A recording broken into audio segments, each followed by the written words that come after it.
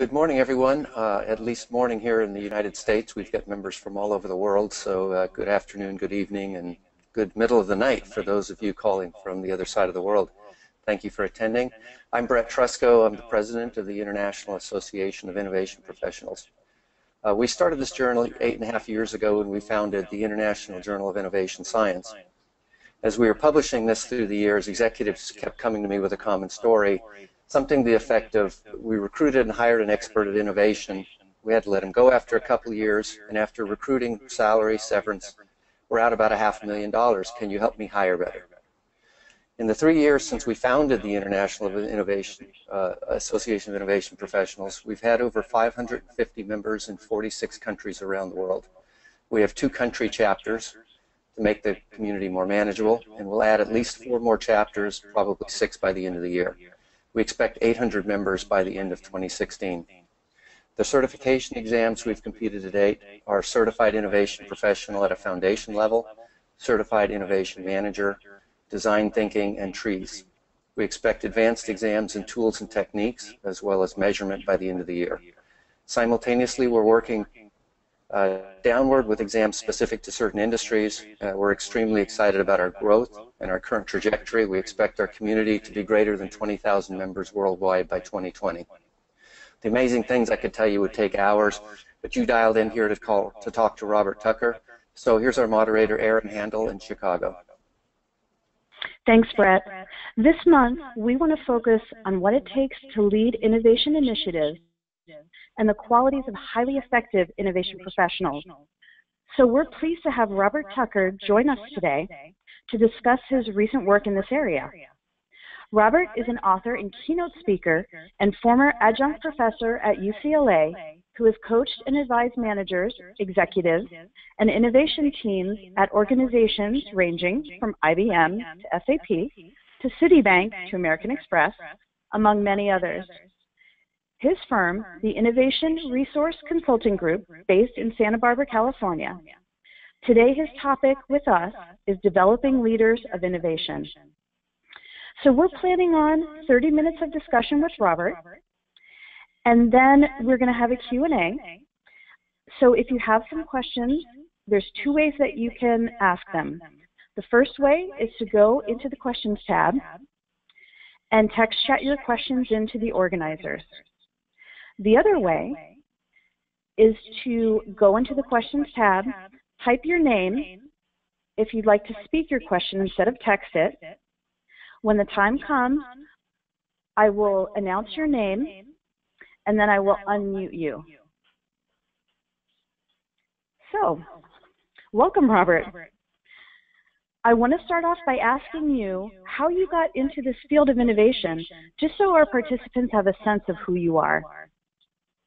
Hey, well, thank you, Erin, and hello, everybody. Yeah, it was a total happy accident that I got into this field of innovation back in the 1980s. I was a journalist. I was a magazine editor. I taught at UCLA in the writers program, and I started doing a lot of interviews for magazines and newspapers and so forth, and finding I was interviewing a lot of famous innovators, people like Jonas Salk and Fred Smith of Federal Express and many others, all had this common trait of being innovators, and eventually wrote a book in 1986 called Winning the Innovation Game about these people. And from there, it really just took off, and innovation has become my life's work. But over the years, it's morphed into, what does it take to make a company more innovative, and what are the best practices of the companies that are excellent at innovation and that sort of thing. So I've been teaching this. I've had the great privilege of coaching people all over the world in what I consider very amazing workshops, very exciting, very dynamic, and very interactive, and in the Middle East and, gosh, Asia. I just got back from China, and all over the United States and North America. So, I was thinking about this coming in on this webinar, Erin, and the world is full of problems. I think we could all agree on that. But when you're in this space, when you're working with problem solvers and people who are creating opportunities, it's just such a rare space, and it's such a rare privilege to to really be able to call innovation my career. Well, it's a privilege to have you on this program, Robert. Let me ask you this. Why should anyone want to develop their innovation leadership abilities? Well, because they're so incredibly needed today. I mean, IBM did a study a couple of years ago. They asked 1,500 CEOs, what skill set or what aptitudes do you really need more than any other right now in your people? And the answer came back resoundingly: creativity. And this says to me, whatever you do, whatever industry or organization that you're with right now, your ability to innovate, to problem solve, to experiment, to hatch ideas, to drive growth, to motivate people, to inspire your team, to turn vision into reality, if you develop these skills, it will give you a personal competitive advantage that can never be taken away from you.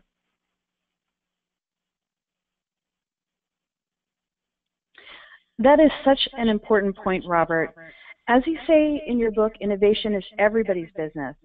The place to start is by developing and honing our personal innovation skills and using those skills in serving on teams and leading teams. And you also talk about being invited to lead an organizational-wide transformation. Tell us about that. Sure. When an organization finds itself disrupted, and a lot of companies are waking up to that fact these days, it's unbelievable the kind of turmoil that it is going on out there. But or when, let's say, the pipeline of new products in your company is empty, it's bare, or when your business model suddenly is no longer viable, or a competitor has come up with some new technology that's taken away your customers, that organization is going to wake up and say, hey, where are the innovation leaders in this company? Where are the people that we can count on to lead change and to do a turnaround here? And if you're on this call, I think that it's quite likely that that's going to be you. In other words, you're going to get that call. And I got to say this to our folks out there: in the next 3 to 5 years, you're going to be asked to launch some major change initiative. It may be a little bit different from innovation. It may be called a digital strategy initiative, or some sort of transformation. And the question is going to be, are you ready? Are you ready to lead? Okay, so how do we know if we're ready?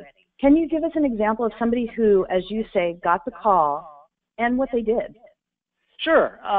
One person that comes to mind is a woman named Pam Moret. She's the senior VP at an insurance company, Minneapolis. They're called ThriveNet Financial.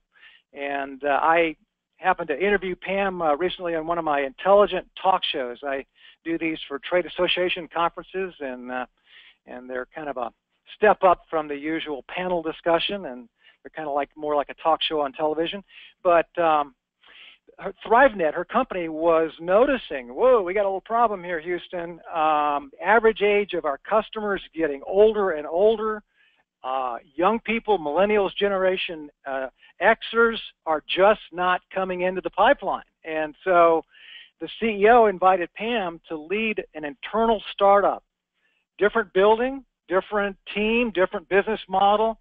And the goal was basically win new customers, new products, and get this millennial generation, this Generation X, coming into our pipeline, basically. So I said, Pam, hey, I said, this was a pretty high-risk project, right? How did you know if you were ready? And she said, well, I've always been eager to take on new challenges, but she admitted, she said, hey, I knew this one was going to be more intense than anything I'd done. But she said her broad-based experiences, right? She had built financial products. That's a type of innovation at American Express. She held a variety of positions at ThriveNet, and she had a fairly senior position there. And she felt, okay, that I think qualifies, makes me ready here. But I think here's what Pam really helps us to think about, Aaron. Broad-based experience is essential. So I always recommend lateral moves. Even if you're just starting out in a company, begin to look not so much as moving up as if you're bored or if you've mastered what you're doing currently, and there's an opportunity laterally, my strong suggestion is take that, because it'll give you more of a variety of experience. And another thing about Pam that I want to point out, Pam's a little tough. I got to say, she's got a reputation for delivering results, and she's not a pushover. And I think that's important, because I think a lot of the innovation leaders that I get to work with are a little bit too, they cave in a little bit too fast. So, I mean, for example, doing this startup, she knew she had to do it away from the main headquarters, and she stuck to her guns on that. She even insisted on having their own IT department. The IT department in the main company was saying, "Well, just use us. What's the problem?" But she knew that would encumber her to the main organization, and she needed to have a total independence. So, that one worked out really well. That's a great example, and I love that she was in an insurance company, not necessarily known for being innovative. That's right, yeah. So it sounds like you're saying we should develop our I skills first and lead some project teams, and this prepares you to lead a big initiative like Pam did. Correct, yeah. I think that's the kind of the progression here. Get really good at what you do. Develop a reputation for competence in your functional area, whether you're in IT or digital or HR or sales or whatever. And then number two, start developing your innovation skills. Great. So let's talk about your 7 fundamental I skills. You write about them in your book, Innovation is Everybody's Business. How do you identify these skills? We interviewed people like Pam, and people like Nancy Snyder over at Whirlpool in Michigan. And by the way, Nancy Snyder helped to do a major transformation at Whirlpool a number of years ago. A very famous, in the innovation literature, it's just all over the place. But this is what we did. We studied these people, and also individual contributors, people who were just leading project teams, not necessarily entire initiatives. And what we were looking for, Aaron, was we were looking to identify what I call the mindset, the skill set, and the tool set of successful innovators. We wanted to model that. People who had developed a reputation, who had developed a track record for getting new things done, and we went out and asked them to articulate how they do what they do, how they learn to do what they do. And it was this incredible project. Robert, maybe it would be good if you just listed off a few of the 7 skills. Sure, yeah. I always like to kind of turn these into more like questions rather than saying, here's a skill, So, for example, number 1, are you able to spot and to seize opportunities? I mean, do you often see possibilities where other people might just see problems? You see potentiality, right? Now, this comes naturally to some people. Some of us are just wired that way. Some of us have to work a little harder at it. But that's an I skill. You've got to be able to identify opportunities. Number 2, let me just give you another one here. You've got to be willing and able to assault assumptions. Now, what the heck is that about? Well, personal assumptions, like you hear people say, well, I'm not creative, when in fact we know that everybody's creative. We're creative in different ways. We just need to tap and empower that, right? Or company assumptions. You go into a meeting and somebody says, gee, we tried that, it didn't work. That's somebody with an assumption mindset there. They need a little work, right? Or industry assumptions. I mean, it's often said that Steve Jobs, assaulted the assumptions of 5 or 6 different industries. This is the way we do business. This is the way we'll always do business, right? He comes along and says, no, here's a better way. Here's a different way. And the customers, obviously glom onto that. So that's a skill. Number 3, do you have a passion for the end customer? Even if you work, say, in the inside of a big company, maybe you're in supporting the digital team or something like that, and you say, hey, I've got empathy for these people. I'm going to try to walk in their shoes. I'm going to try to serve the heck out of them and help them to do what they do and be more productive in that. That's what we call cultivating a passion for the end customer. Maybe number 4, Are you a forward thinker? I mean, do you constantly track the trends? Are you constantly trying to figure out what's going on out there and trying to get ahead of the curve?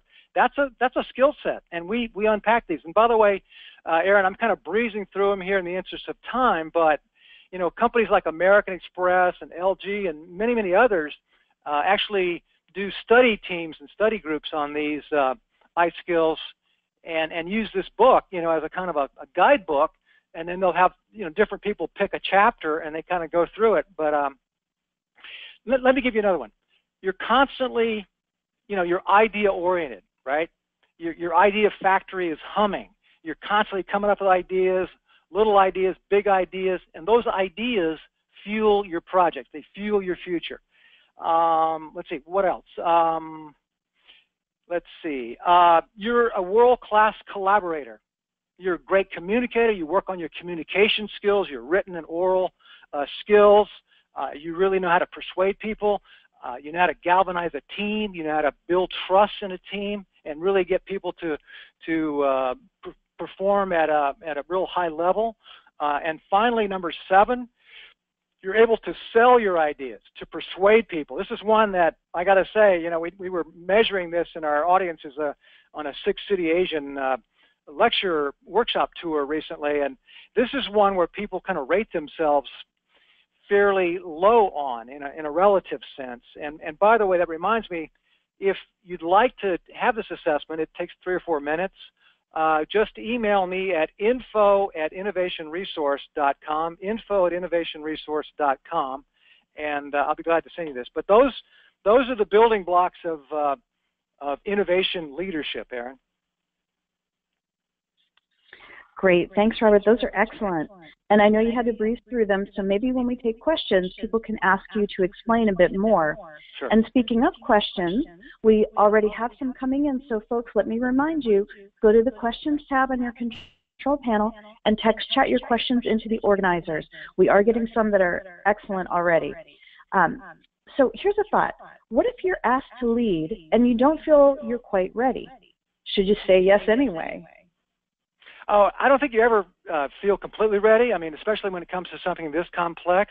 But what we see a lot of out there are managers who, you know, they'll get this invitation, this call, and they're struggle to get up to speed on innovation. At the same time, they're trying to kick off an innovation initiative, and that's really why you need a coach. I mean, somebody who's been there, done that. They've been through one of these initiatives, and you don't want to make mistakes. I mean, it's so easy to blow it. I mean, we could say a lot about this, but let me just say, this is why I'm glad that the Association of Innovation Professionals is really doing what you guys are doing, Brett.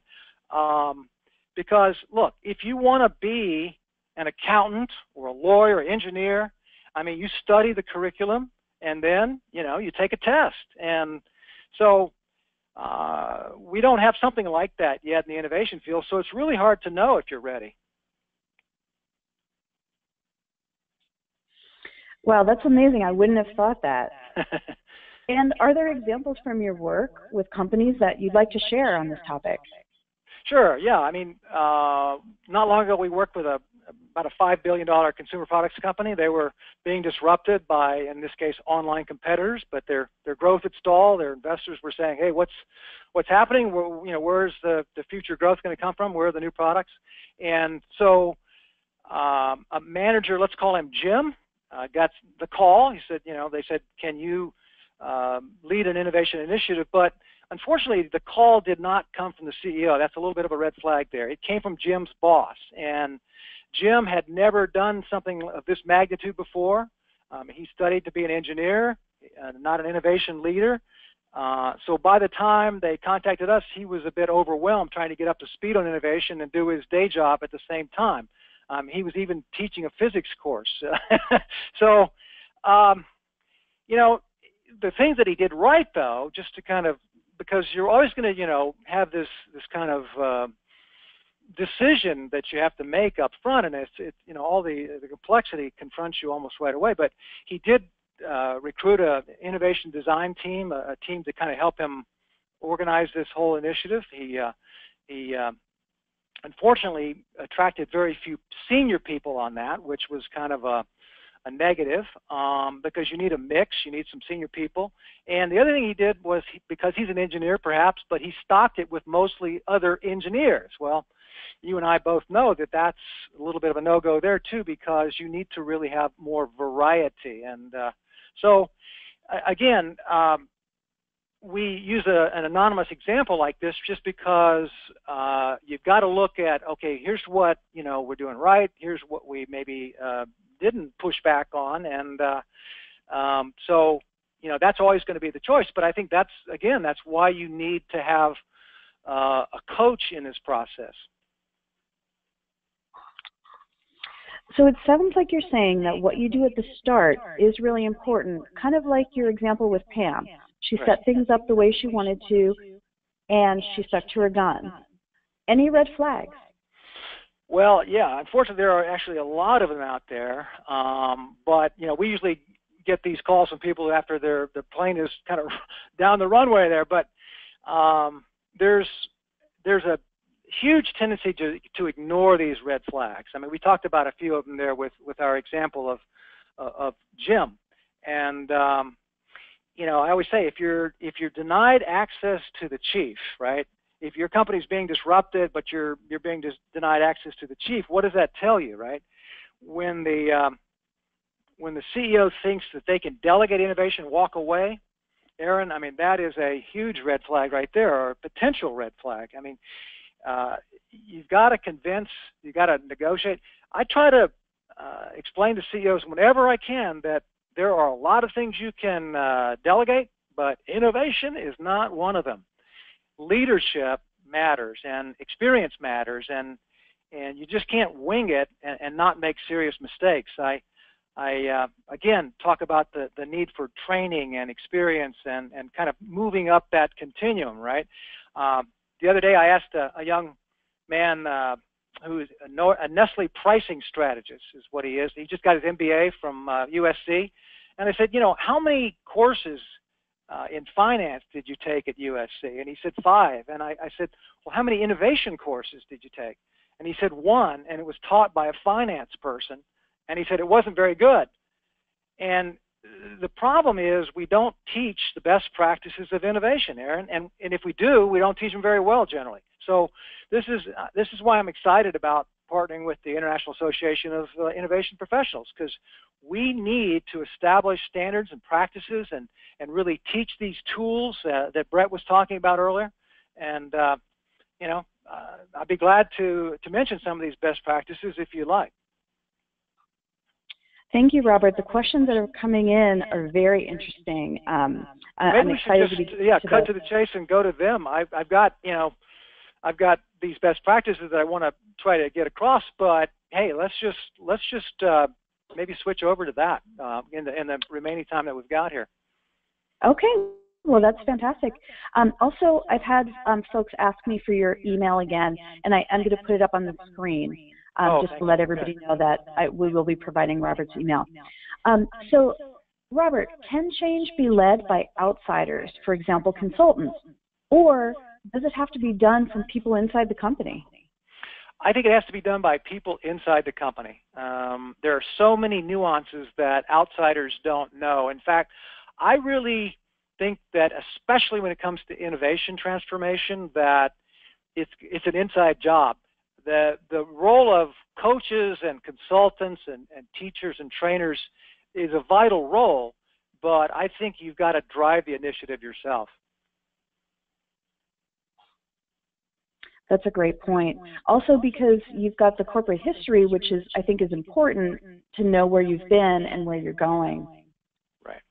So how many types of innovations are there? Unlimited, probably. I mean, and if you would want to get into a two-beer conversation, as we call it, just start having the group in front of you list all the kinds of innovation. Just put them up on the whiteboard, right? There's breakthrough, there's radical. I mean, there's blue sky. There's and then the real challenge there, because the one thing we haven't talked about are what are these best practices? But the real challenge is then getting everybody on the same page with a common definition for innovation. And I know companies that and this is public knowledge, like Cargill, who took literally a year to define innovation for Cargill because they've got so many disparate business units. But even in the workshops that I do, that can be a very heated discussion. But you got to come to consensus on that because the HR person might think of it differently. A product company thinks of it differently than a service company. So you really need to define it. And this also leads to the second point there that I would make, and that is you really know why. You need to know why you're doing this thing called innovation, right? Is it to improve customer experience? Is it to grow? Is it to disrupt? To be a disruptor rather than a disrupted or disruptee. So these are the kind of things that really make it essential to involve or to have leadership involved. I mean, we talked about that a bit, but that would be one thing. Having a process for innovation so that no idea gets lost is another one. Your customer insights. These innovative vanguard companies that we study are all really, really connected to customers. Having a risk-taking culture, I would say, is another one.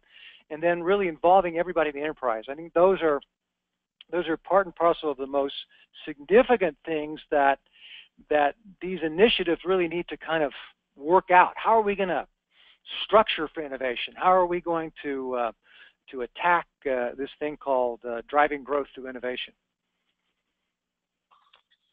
Thank you, Robert.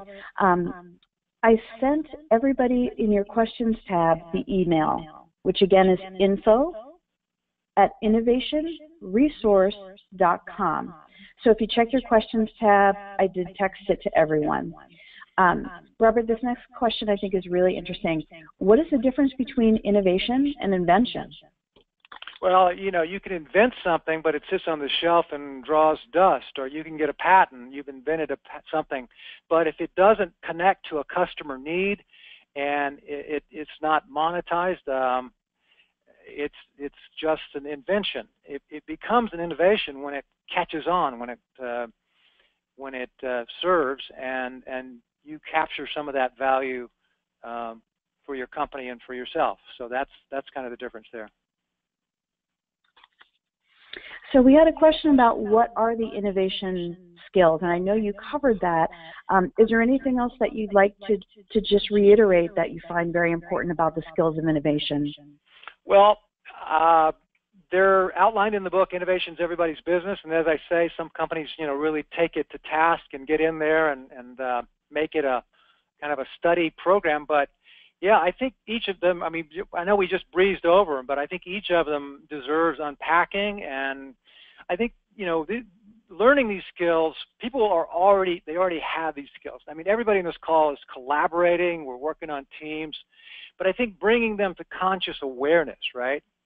I mean, it's something as simple as when you go on the internet and you find yourself, getting distracted by some trivial article or something that's trying to grab your attention. But over right beside it, there's this really good analysis of some trend. Maybe it's something having to do with millennials or changes in a market or a study of. So that's where I want those eyeballs to go. That's as your coach. I mean, I'm always trying to get people to get those antenna up, and so just in overall sense, really paying attention to how you're developing your I skills, because we don't test people on this. It's not like the HR department comes by and says, hey, we got to test you on your I skills here. But you don't want to get to a place where suddenly you're advancing in your career and suddenly you're invited to lead a very important team or even an overall company initiative on innovation, and your skill set is just inadequate to that.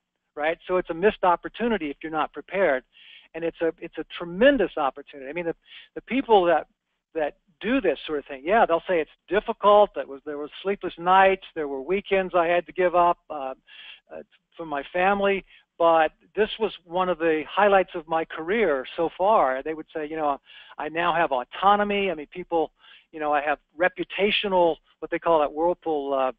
Reputational influence. I mean, your stature. I mean, Nancy Snyder has become sort of famous, So this is an emergent field. It's the Wild West. It's not you know, a field like sociology or marketing in school, but someday we'll look back on this period, and I just say, you know, this is kind of at this point a do-it-yourself proposition. So I hope some of the ideas that we're talking about here today are helpful to people. And maybe let me just throw this in, Aaron. I know we've kind of helicoptered around a good bit, and we're almost up on time. But if someone on this call has, you know, maybe a burning question or an issue having to do with, you know, their innovation strategy or innovation initiative, I would be willing to arrange a call. That same email address, you can reach us at that, and we can set that up. But I'll be more than happy to devote up to 30 minutes to that, and we'll try to tackle that issue, and I can maybe explain a little bit more about how I might come alongside as a coach or as a consultant there to help you to advance in your path there. So that would just kind of be my my take on how to develop yourself as a leader of innovation. Great, thank you, Robert. We do have a handful of questions coming in. Do we want to extend our time, or would you rather have folks reach out to you directly? I think in the interest of time, we might want to have folks just reach out on that info at Innovation Resource. I'm very mindful of people's time, and I know we're slightly over the half hour there, and some of these, as I say, might be kind of private or personal issues that don't involve everybody, and it might be a better way to do that. So yeah, I think that might be better. Thanks, Robert. Thanks, everybody, for your fantastic questions. Thank you, Robert. Anything to add before we wrap up the session today? No, I just want to thank you and Brett. I've enjoyed, you know, preparing for this with you all, and I hope our listeners and callers in out there have gotten some value from this, and I look forward to hearing from you, and maybe we'll do this again someday. Great. Thank you, Robert, and thanks again to the International Association of Innovation Professionals for hosting this webinar. Everybody have a fantastic day. Feel free to reach out to Robert, and we hope to see you on one of our webinars again in the future.